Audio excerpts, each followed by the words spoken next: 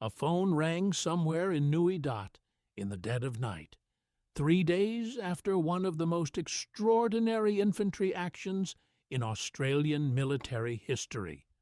On the other end of the line was Lieutenant Colonel Colin Townsend, commanding officer of the 6th Battalion Royal Australian Regiment, calling Major Harry Smith, the man who had just led 108 soldiers through 3.5 hours of monsoon hell against more than 2,000 enemy troops and lived to walk out of the rubber plantation at Long Tan. Townsend had a message. There was pressure coming from Australia, he said.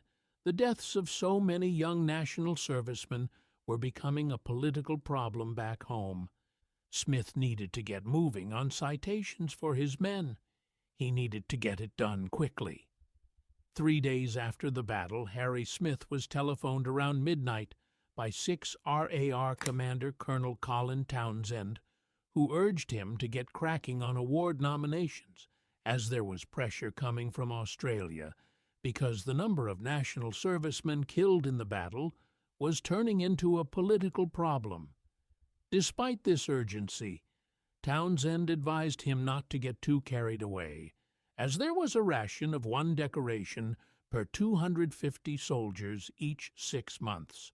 Wait, what? The men of D Company, 108 of them, had just fought a regimental strength enemy force at 10-to-1 odds in the pouring rain, almost out of ammunition, surrounded on all sides, and held until reinforcement arrived. 18 Australians were dead.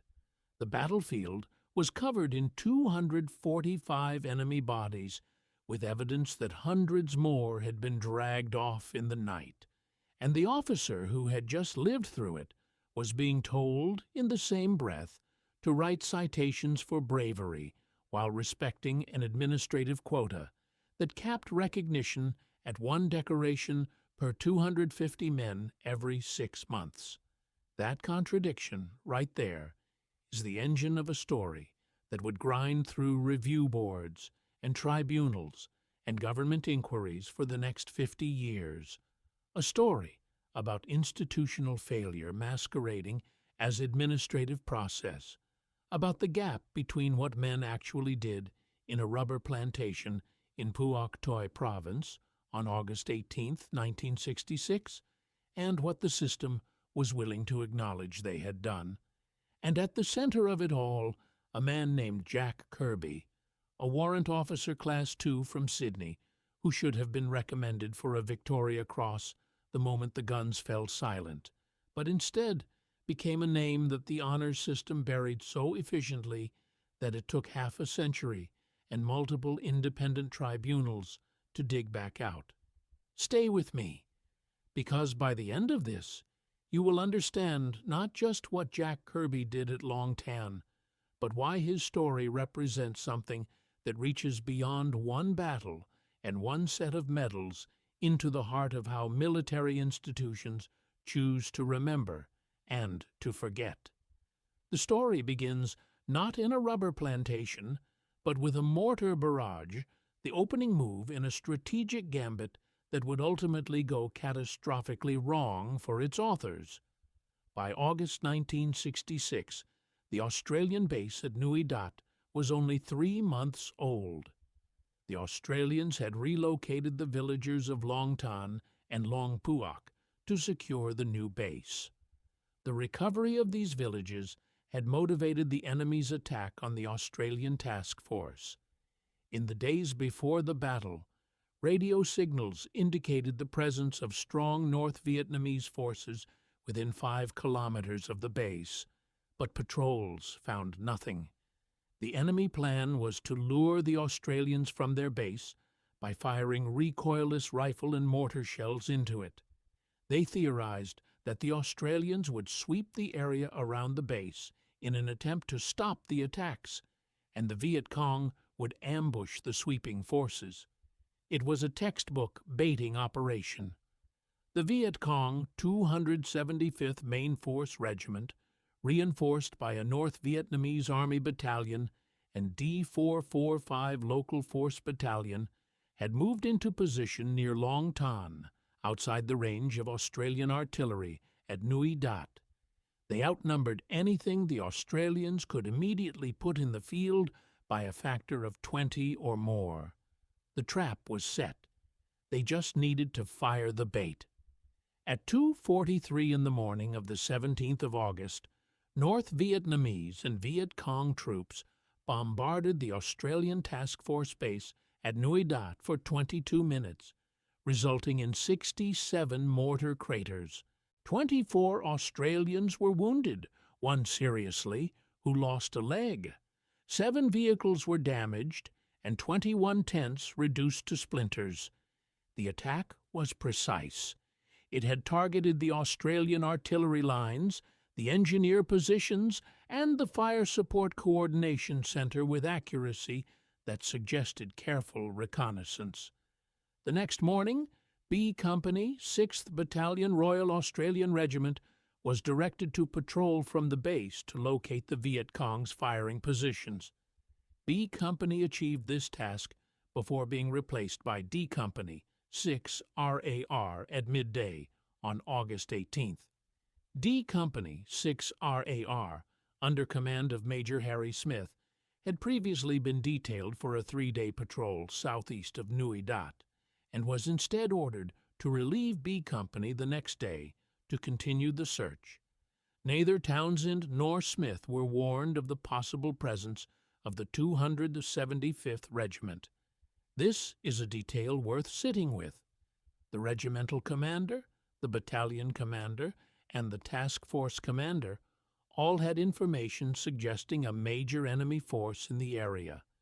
Intelligence reports had estimated enemy strength at somewhere between 300 and 3,500 men, a range so vast it was operationally meaningless. Based on intelligence at the time, recounted D Company leader Smith, my commander indicated a weapons platoon and protection, perhaps 50 to 60 VC, probably long gone. No indication was given to me of any larger force in the area. Major Harry Smith was a career soldier born in Hobart, Tasmania, in 1933. He had served with the 2nd Battalion, Royal Australian Regiment in Malaya, as a platoon commander reinforcement officer for active service in the Malayan emergency. He had trained his company the way he understood jungle warfare from that experience, emphasizing individual marksmanship, platoon-level initiative, and the kind of disciplined aggression that made small units dangerous.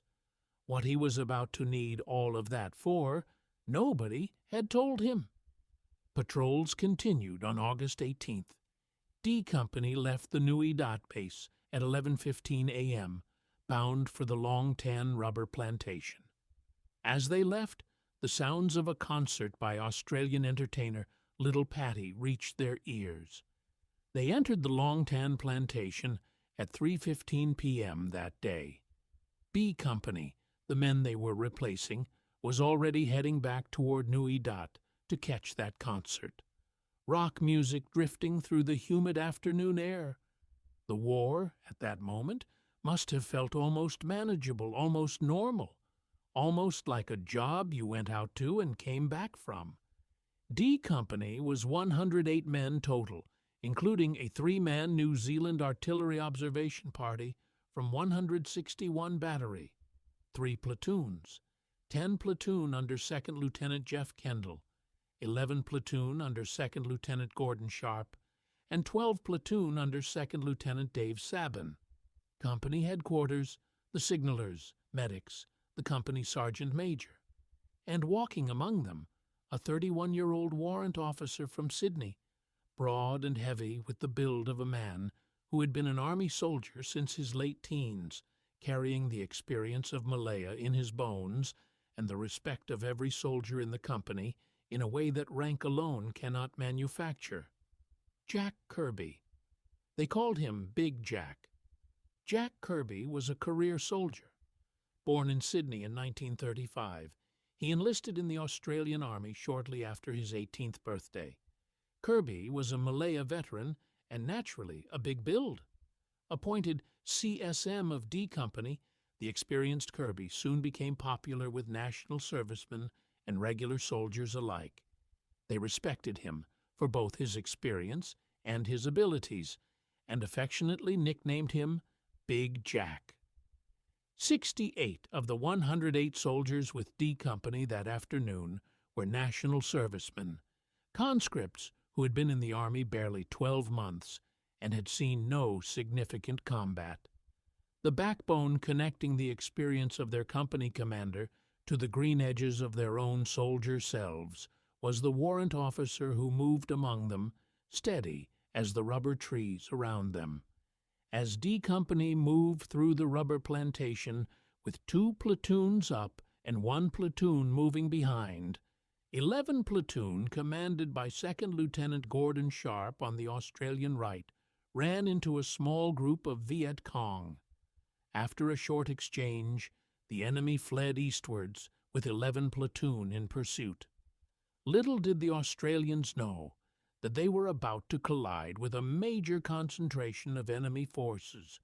At 3:40 p.m., 11 Platoon, advancing in extended line, came under intense fire from a concealed enemy force. The Viet Cong, positioned in depth with automatic weapons, RPGs, and mortars, launched a ferocious attack. Within minutes, the platoon was pinned down, and casualties began to mount. The sudden onslaught took the Australians by surprise. Unlike the usual hit-and-run tactics of the local guerrillas, the Viet Cong in this encounter stood their ground and engaged the Australians in a pitched battle. What Smith had stumbled into was the entire offensive capacity of the Viet Cong 275th Regiment, the force that had been sitting in the jungle for days, waiting for exactly this moment, exactly this patrol, coming exactly where the mortar attack had been designed to draw them. The baiting operation was working. The only thing not working was the assumption that a company of Australians, outnumbered 20-1, would break. Almost as soon as the battle began, a torrential downpour of rain added to the gloom in the rubber plantation. The Australians were surrounded, short of ammunition, and fighting an enemy whose strength they could only guess at. The rubber trees stood in their precise colonial rows, 40 feet high, the canopy above blotting out the sky. The monsoon hammered down through the leaves and turned the red earth beneath into mud. Visibility collapsed to 30, 20, 10 meters in places. The enemy was everywhere in that red murk, advancing in waves, and D Company was a perimeter of Australian bodies in the mud, firing at muzzle flashes, counting their rounds, counting their dead. Company Sergeant Major Warrant Officer Big Jack Kirby handled the distribution of the rounds to soldiers lying in the mud under constant enemy fire. Kirby was the mainstay of the defense and an inspiration to soldiers, his burly figure moving among the men as he distributed ammunition and organized the collection of the wounded. He moved between positions in the open. Every step he took exposed him to fire that had already killed 17 of his men. Every time he reached a soldier running low on ammunition and put a new magazine in his hands, he was doing it under conditions that the Victoria Cross was invented to recognize.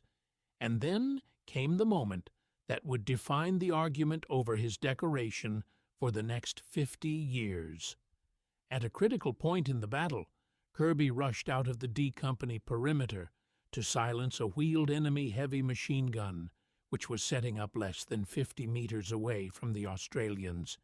He knew in just a few moments this heavy machine gun would be able to strafe and decimate the Australians. Kirby killed the enemy machine gun crew, rushed back, and continued to carry on handing out ammunition, moving around the entire company position and giving out words of encouragement to the D Company soldiers. Less than 50 meters. In those conditions, in that rain, with that volume of fire, less than 50 meters from a crew-served heavy weapon that was about to chew through the Australian perimeter, Jack Kirby left cover and attacked alone. He killed the crew. He came back. He kept moving. Kirby noticed a wounded machine gunner, Private Webb, and ran up to the exposed position, picked up the tall soldier, and carried him back to the company aid post. Webb's M60 machine gun could not be retrieved, so Kirby had to put it out of action by firing a few rounds into it. Private Webb was a big man. Kirby was bigger. He ran out to the forward position, lifted a man who could not walk, and carried him back through fire to the aid post. Then he returned to distributing ammunition. Then the next wounded man. Then the ammunition again. Throughout the fierce 3-hour engagement, Warrant Officer Kirby was a mainstay of the company.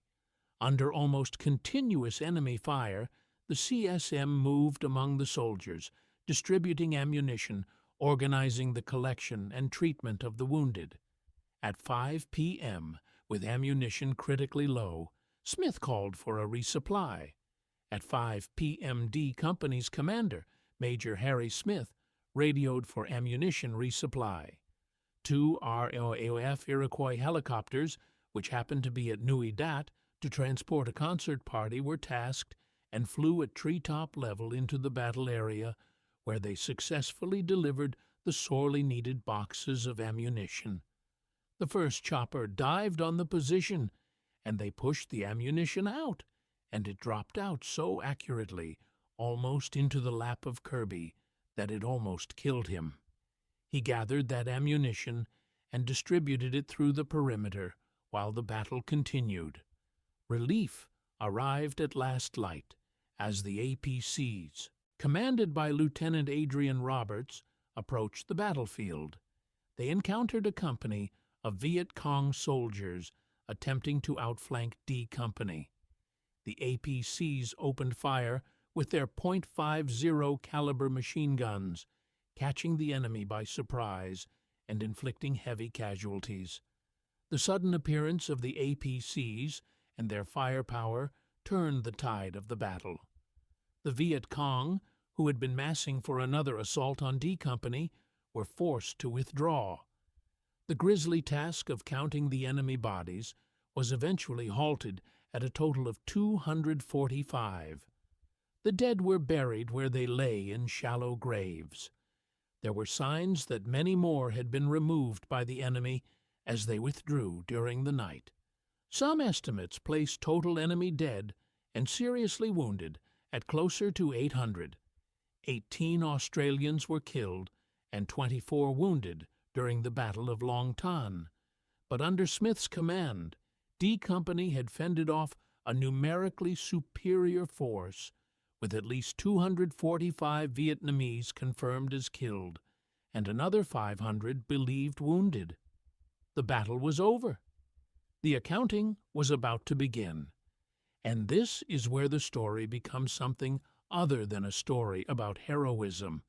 It becomes a story about what an institution does with heroism that it finds inconvenient or excessive or difficult to fit into a spreadsheet. Due to the overwhelming surprise of such a major engagement in Phuoc Toi Province in August 1966, and importantly, the tragedy and shock of 18 young Australians being killed in the battle, Australian military officials gave Major Harry Smith less than 24 hours to solicit, write, and submit citations for decorations and awards for the battle. Read that again.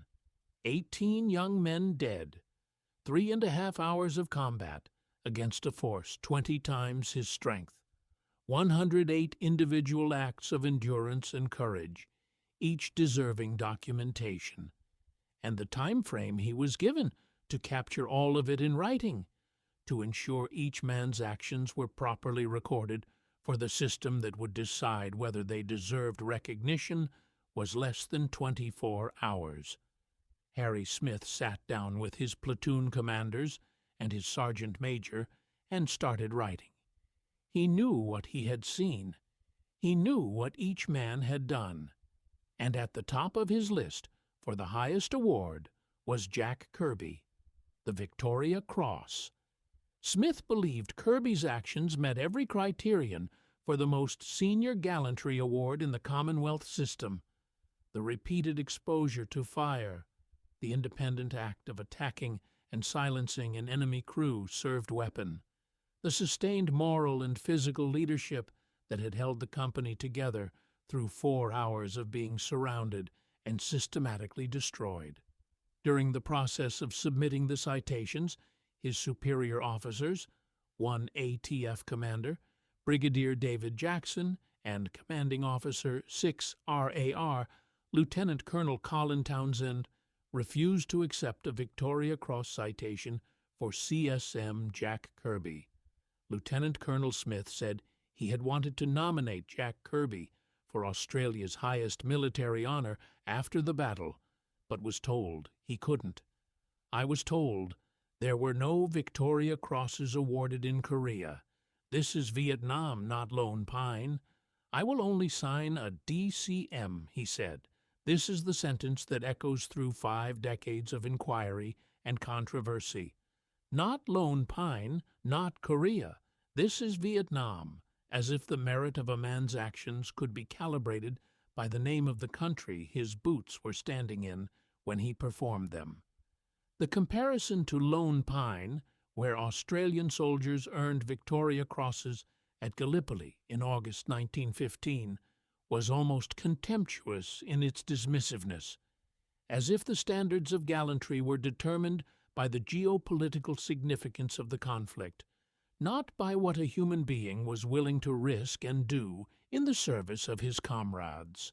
Smith reluctantly nominated Kirby for the Distinguished Conduct Medal, but had regretted it ever since.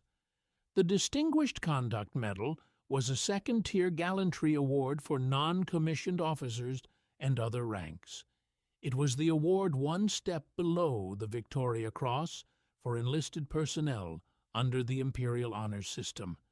A very fine award, an award that acknowledged genuine distinction in the field. And in another battle for another act, it might have been appropriate.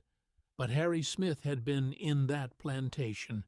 He had seen Big Jack move among his men under fire that would have paralyzed most soldiers with fear, moving as if the bullets were not his concern, carrying the wounded, killing the enemy crew, holding the line.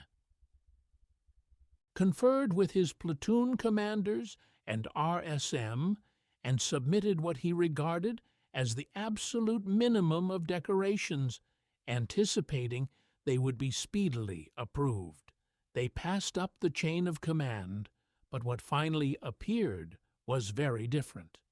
The first thing that emerged from the chain of command was downgrading. Smith had himself been recommended for a Distinguished Service Order, second only to the Victoria Cross, but in the end that was downgraded to the Military Cross. The Military Cross was awarded to Harry Smith in December 1966, downgraded by COMAFV from the original recommendations by the commanding officer of 6 RAR and the commander of the Australian Task Force of the DSO. The Distinguished Service Order, the second highest gallantry award, downgraded to the Military Cross, the third tier.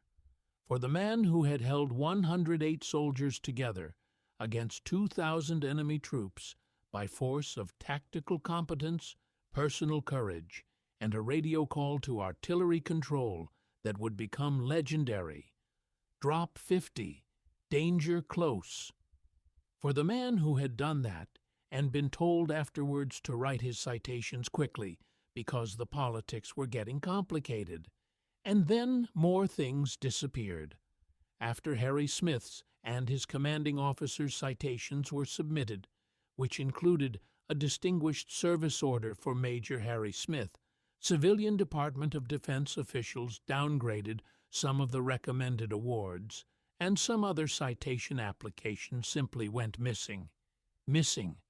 Not rejected, not formally denied, not overruled through a documented process. Simply gone. Award recommendations that men had submitted for their comrades, written in the days immediately after combat, while the details were fresh and raw, had vanished into the administrative machinery of the Australian Department of Defence and not come out the other side. This was not conspiracy. It was something in many ways more insidious than conspiracy. It was the ordinary failure of a bureaucratic system that had no particular interest in getting this right, operating under a quota structure that was structurally incapable of recognizing exceptional performance when that performance exceeded what the quota anticipated. The scale set 1 decoration per 250 for decorations and 1 in 150 for mention in dispatches. This scale was adopted by Australia for the Vietnam War for naval and ground forces and RAAF non-air crew. 1 decoration per 250 men. D Company had 108 men. Mathematically, the quota system was not designed to recognize even one individual act of gallantry from an engagement that involved the entire company. The quota had been set for the entire force across a 6-month operational period, not for a single afternoon in a rubber plantation where 108 men collectively performed perhaps the most remarkable feat of arms in the Australian-Vietnam experience. In the endnotes of his historical work on Long Tan, historian Ian McNeill wrote that the system of allocation of medals by quota resulted in the number and degree of awards being little short of insulting in view of the heroism displayed.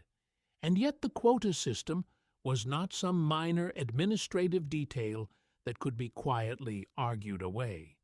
It was the governing framework for every Australian decoration in Vietnam. It was the ceiling above which no recognition could pass, regardless of what had been done below it.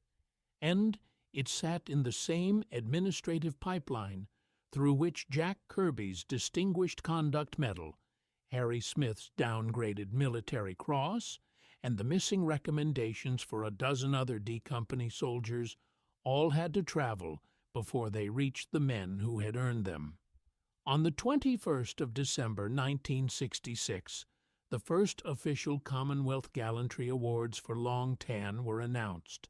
9 contemporary awards were made to members of D Company 6 RAR, and 5 awards made to members of other units involved in the battle.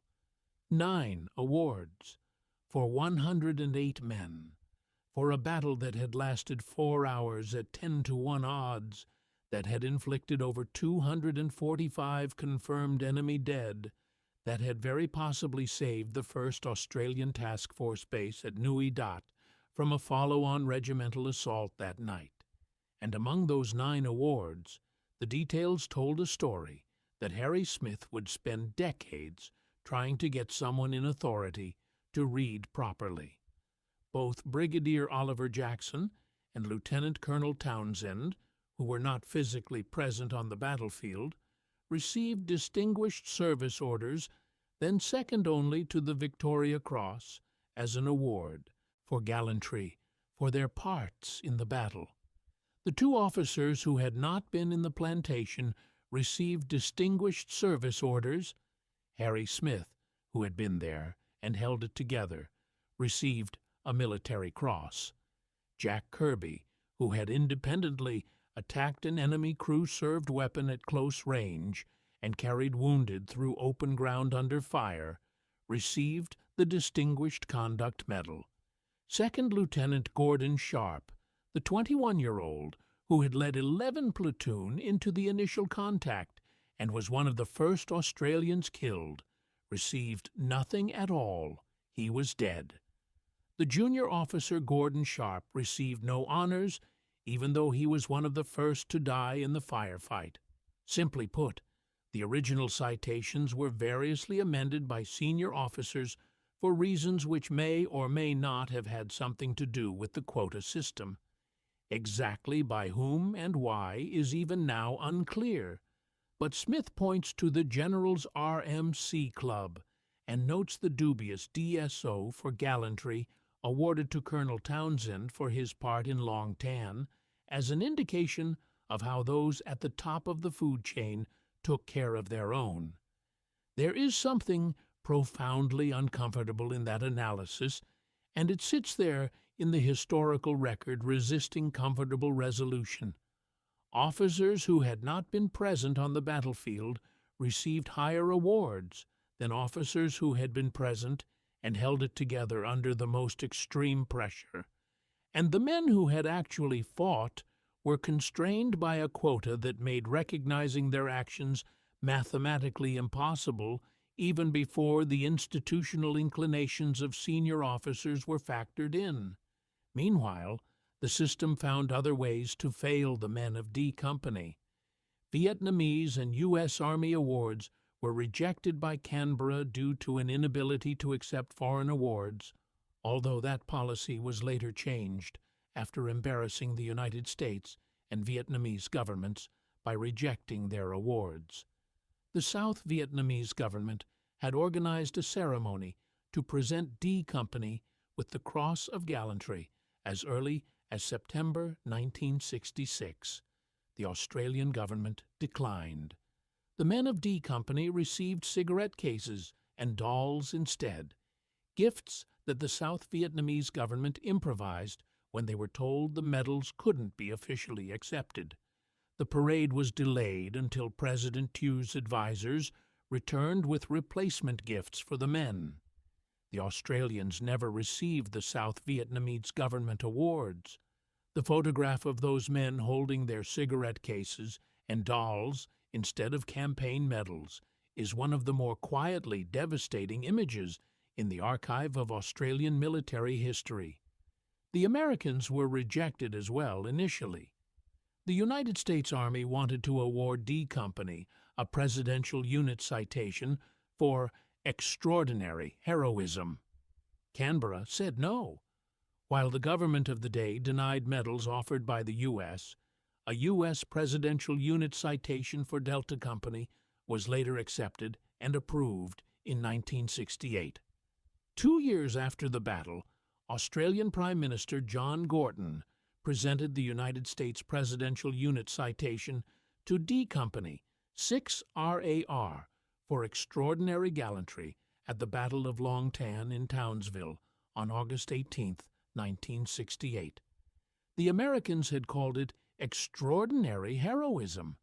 The Australians had given the same men 9 awards across 108 participants and told their commanding officer to keep it to the quota. Jack Kirby never saw any of it. On February 6, 1967, less than 6 months after the battle that should have made him a Victoria Cross recipient, Kirby was fatally wounded by artillery fire from the 161st Battery, Royal New Zealand Artillery, when 12 105mm rounds accidentally fell on and around the D Company headquarters. This friendly fire incident killed 4 Australians, including Kirby, and wounded 13 others. Jack Kirby was hit in the chest by shrapnel and died before he could be evacuated. Kirby's death by friendly fire stunned his comrades. Ron Eglinton, a machine gunner wounded in the action at Long Tan, later recalled, "He was a big, gruff, heavy man, a real father figure to us all, and he was dead."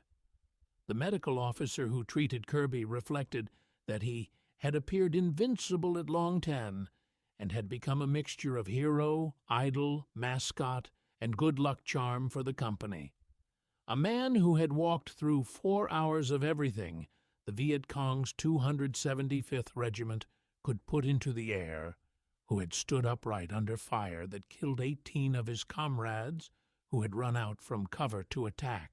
A machine gun crew that was about to decimate the company line had survived Long Tan and then been killed by artillery rounds from his own side during a routine operation. The cruelty of that geography of fate is almost too stark to sit with. And because Kirby was dead, because he could not advocate for himself, because the initial award process had been rushed and quota-constrained and filtered through a chain of command that had its own institutional interests in mind, his Victoria Cross died with him. Or rather, it was never born. It was proposed and refused before the citation was even formally submitted, blocked at the level of his commanding officer, who told Harry Smith that this was Vietnam, not Lone Pine, and a DCM was all he would sign. The campaign to correct this began slowly and built for decades. Lieutenant Colonel Smith received a military cross for his actions at Long Tan, but was angered when few of the decorations he recommended for his men were awarded. This began a 2-decade fight to have the correct medals presented. Harry Smith spent years building a case, gathering testimony from the survivors of D Company, documenting what had happened in the plantation and what had happened to the citations afterwards. He was not a man who let institutional inertia displace his own professional judgment. He had been there. He had seen what every one of those men had done, and he believed, with the conviction of a soldier who had commanded them, that the system had failed them in a way that no passage of time would make acceptable. The first major break came in 2006, when Smith met with Australian Prime Minister John Howard. Impressed by the arguments put forward by Lieutenant Colonel Harry Smith at their private meeting in August 2006, one of the last acts of the former Prime Minister before he left government was to initiate an independent panel to look into the honors and awards for the Battle of Long Tan. On the 12th of October 2007, the Australian government appointed an independent panel to review the treatment of award recommendations stemming from the Battle of Long Tan. The Abigail panel, chaired by retired Major General Peter Abigail, conducted its review and made recommendations that the subsequent Rudd government accepted.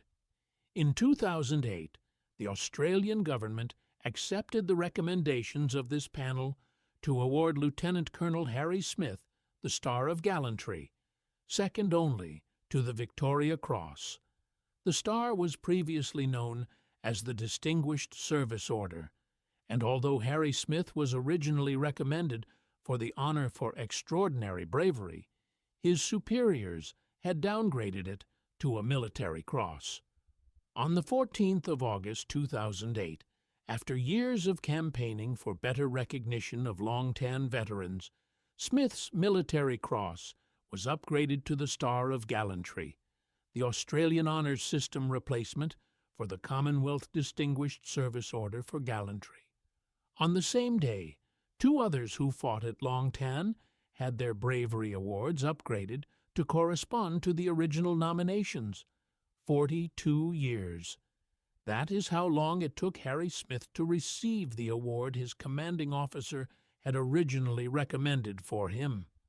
The Distinguished Service Order that became a military cross in 1966 became a Star of Gallantry in 2008, a 42-year administrative correction to an institutional decision that had been wrong from the moment it was made.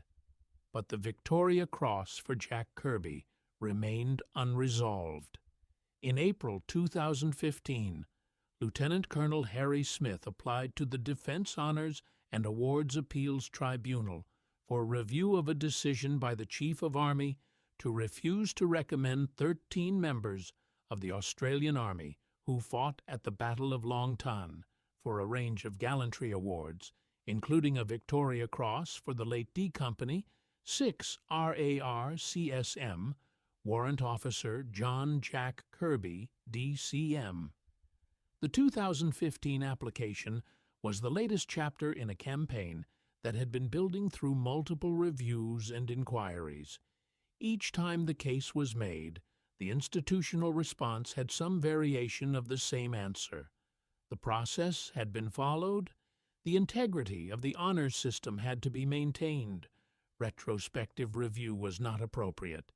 Each answer ignored the evidence that the process had been demonstrably compromised from the moment Harry Smith was given 18 hours to write citations for a 4-hour battle that killed 18 of his men. Defense Representative Gillian Hurd told the Defense Honors and Awards Appeals Tribunal that the Army opposed a merit review. "We've done a process review, and as far as we're concerned, there is no requirement for these awards to be reviewed any further," she said. "That's the Army's position, and that's the position the Chief of Army has taken. Army will only conduct a merit review if the process review shows maladministration." This is the institutional voice at its most revealing. No merit review, process review only. Awards already made carry a presumption of correctness that can only be challenged by proving that maladministration occurred, not by demonstrating that the actions being recognized or not recognized met the threshold for higher award. The system was protecting itself, not the men it was supposedly designed to honor. Harry Smith argued, if he can't be awarded the Victoria Cross on heroism, then he should be on the second criteria for extraordinary service in the performance of duty. Many say Vietnam vets, many of them conscripts, have received scant recognition for their efforts in the war generally, and the Battle of Long Tan specifically. The tribunal convened its hearings in Queensland in March 2016. Witnesses gave evidence. Harry Smith submitted his account. The Department of Defense argued against a merit review, and in August 2016, the findings were released. The tribunal recommended medals of gallantry for Lieutenant Adrian Roberts, Sergeant Frank Alcorta, and Lance Corporal Barry Magnuson, and commendations for gallantry for Second Lieutenant Gordon Sharp, and Privates Neil Beckstrom, Ron Brett, Ian Campbell, William Roach, Jeffrey Peters, and Noel Grimes, 10 men, 50 years after the battle, some of them dead, some of them old enough that the award ceremony would be conducted for their families rather than for themselves. But they were recognized at last. And Jack Kirby. The tribunal did not recommend a Victoria Cross for the late warrant officer class to Jack Kirby. The tribunal found the Distinguished Conduct Medal awarded to Kirby in 1966 was the appropriate award to recognize his distinguished conduct and leadership in the field during the battle. No Victoria Cross. The DCM, the award that Harry Smith had been pressured into substituting for the Victoria Cross citation he had originally intended to submit, the award that existed because Kirby's superior officers had refused to let Smith write the citation he believed was warranted, was declared to be appropriate. The outcome of the corrupted process was being used to validate the corrupted process. If the DCM had not been appropriate, it would not have been awarded. Since it was awarded, it was appropriate. The circularity of this logic is visible to anyone willing to examine it. The lack of a recommendation for a posthumous Victoria Cross to D Company, 6 RAR CSM Jack Kirby, is just staggering based on what he did during the Battle of Long Tan. Harry Smith, the man who had been there, agreed. He had been saying so for 50 years, and the argument was not merely sentimental. Not a single Victoria Cross was awarded to any soldier in the 1st Australian Task Force, despite 500 men being killed in action, 500 dead Australians across 5 years of sustained combat operations, 0 Victoria Crosses. The Victoria Cross for Australia, the nation's highest military decoration, was instituted in 1991 to replace the Imperial Victoria Cross, and the first recipient was a soldier from the Gulf War. The entire Vietnam War, in which Australia sustained 521 killed and 3,000 wounded, produced not a single Victoria Cross. That statistical absence is not a statement about the courage of the men who served in Vietnam. It is a statement about the institutional culture that processed their service. Immediately after the battle, Harry Smith was only given 18 hours to write and submit all of the citations for his men. Harry did suggest to 6 RAR Commanding Officer Lieutenant Colonel Colin Townsend that Kirby should have got a Victoria Cross, but Townsend said he would only sign a DCM citation. The word only. Townsend would only sign a DCM citation, not "this does not meet the standard," or "the evidence does not support it," or even "I disagree with your assessment." Just "I will only sign a DCM." A personal decision made by one officer in one moment that foreclosed the Victoria Cross process for Jack Kirby before it ever formally began. There was no panel. There was no review board. There was no consideration of the evidence against the criteria. There was a commanding officer telling his subordinate what level of award he was prepared to endorse, and the subordinate had no avenue of appeal because he had 18 hours and 17 other citations to write.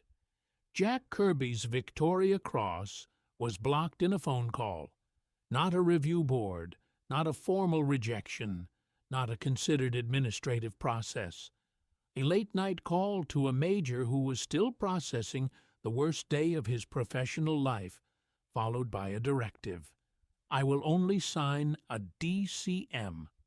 The American military, looking at the same battle from the outside, reached a different conclusion. D Company distinguished itself by extraordinary heroism while engaged in military operations against an opposing armed force in Vietnam on August 18, 1966. While searching for Viet Cong in a rubber plantation northeast of Ba Ria, Phuoc Tuy Province, D Company met and immediately became engaged in heavy contact. As the battle developed, it became apparent that the men of D Company were facing a numerically superior force. The platoons of D Company were surrounded and attacked on all sides by an estimated reinforced enemy battalion using automatic weapons, small arms, and mortars. Fighting courageously against a well-armed and determined foe, the men of D Company maintained their formations in a common perimeter defense and inflicted heavy casualties upon the Viet Cong. The enemy maintained a continuous, intense volume of fire and attacked repeatedly from all directions. Extraordinary heroism. Those are the words in the citation language for the Presidential Unit Citation. The Americans read what happened at Long Tan and reached for their highest unit-level recognition. The Australian system read the same events and worked out how many decorations the quota allowed for a 6-month period and a force that size. Harry Smith outlived almost all of the institutional processes that had failed his men. Lieutenant Colonel Harry Smith, the national serviceman turned career soldier, died on August 20th at the Sunshine Coast aged 90, 2 days after the battle's 57th anniversary. He had lived to see his own award upgraded and to see most of his surviving men finally recognized with the decorations they had earned 50 years before. He had not lived to see a Victoria Cross for Jack Kirby, and by 2023 that recommendation had been formally and finally declined. There is a photograph in the Australian War Memorial Collection. 2 men standing together in October 1966, test-firing a Soviet-made Chinese Communist heavy machine gun they had captured at Long Tan.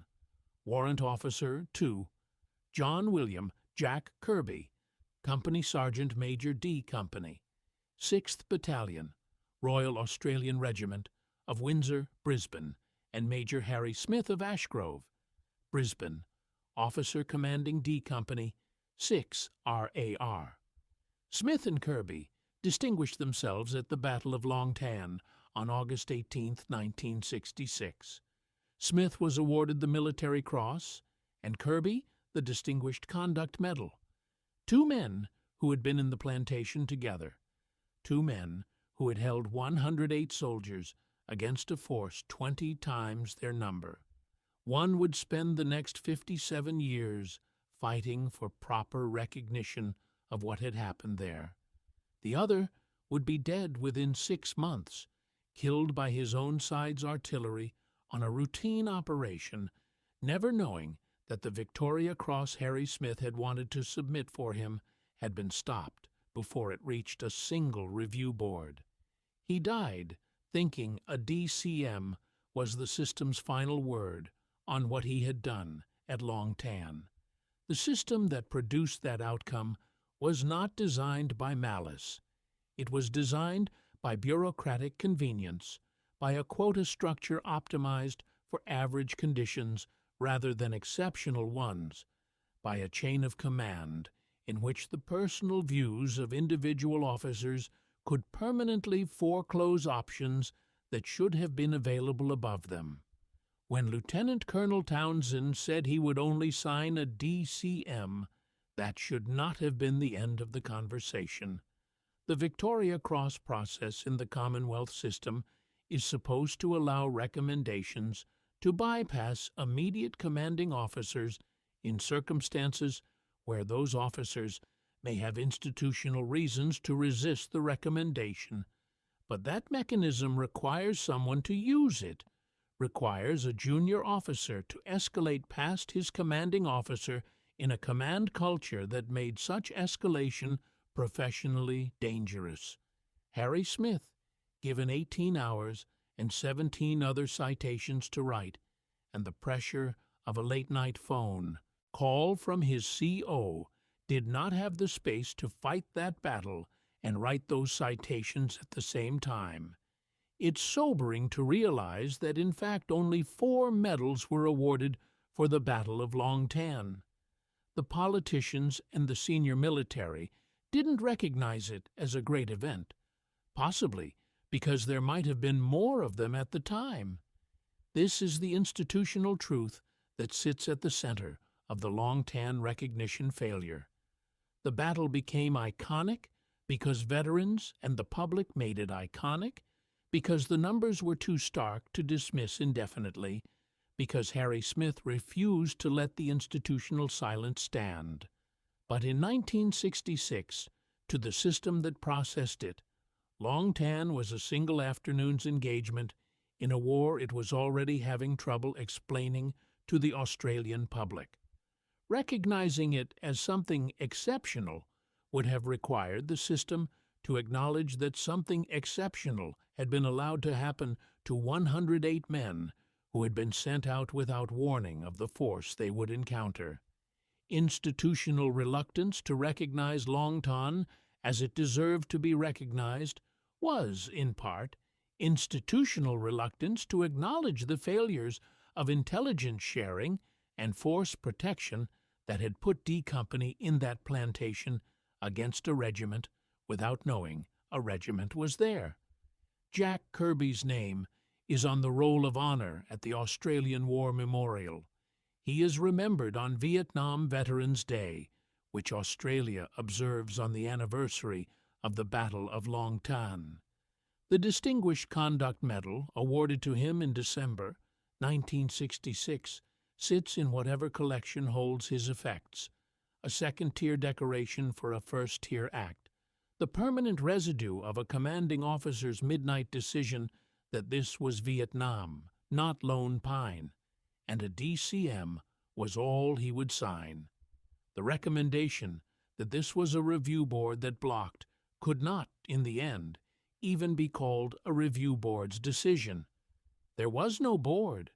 There was a man on a phone and a quota, and an institutional culture that processed the most heroic afternoon in the Australian-Vietnam War as a statistical event in a 6-month decoration cycle. Harry Smith knew what Jack Kirby had done. The men of D Company knew. The enemy knew, in whatever sense, the enemy's subsequent avoidance of Australian forces in Phuoc Tuy province constituted acknowledgment. The Americans knew, in the language of their Presidential Unit citation, and somewhere, buried in the administrative record of the Australian Department of Defence, there is the ghost of a Victoria Cross citation that was never formally submitted because one officer said no, and the process had no mechanism for a major with 18 dead men to take it any further. Ron Eglinton recalled, "He was a big, gruff, heavy man, a real father figure to us all, and he was dead. He was dead, and his decoration was filed, and the system moved on." But the system never quite got away from Long Tan. It chased that debt through 50 years of reviews and tribunals and government inquiries and partial corrections. It came close, a couple of times, to facing the full weight of what it had done in 1966. And then it declined once more in 2016, in formal language, to recommend the Victoria Cross that should have been submitted within 24 hours of the guns falling silent. The question of what Jack Kirby deserved is not ambiguous to anyone who reads the accounts of what he did in that plantation. The question of what the system gave him is not ambiguous either. The distance between those two things is the measure of the failure, and the failure has a name, and the name is institutional preference dressed up as process, wearing the vocabulary of integrity to protect decisions that were made for reasons that had nothing to do with integrity. Not Lone Pine, not Korea, this is Vietnam.